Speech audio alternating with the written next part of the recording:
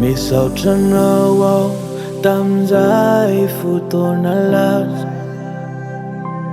Misaotranao aho nisy tsara na de nandratra. Tsy hanosy natony afaho fa irarisoanao mba ho tojo an'izay irinao de teno tiany anao. Misaotranao aho fa na de be aza nampifamaly. Tsy nifankafo isika na de nisy azy izany. Nifanirina hoe ho tonga amin'ny alitara mba azo zay timby sy fara fa dahoana zay ty anjara. Ka mirary soa mitsodrano amifo samiriko tojony tsara isikaro. Mamireny saingy malala tsy maintsy tapitrany.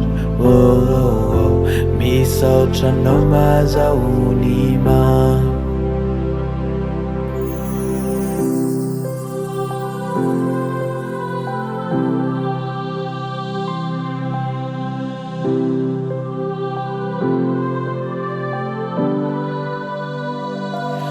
Misaotranao aho fianao no nampianatra ny abity.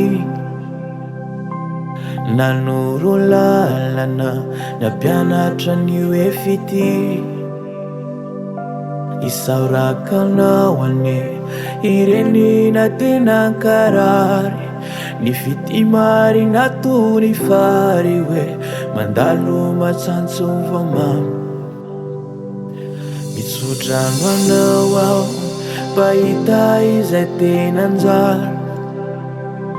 Mba samy anadino isika de samy anova tantara.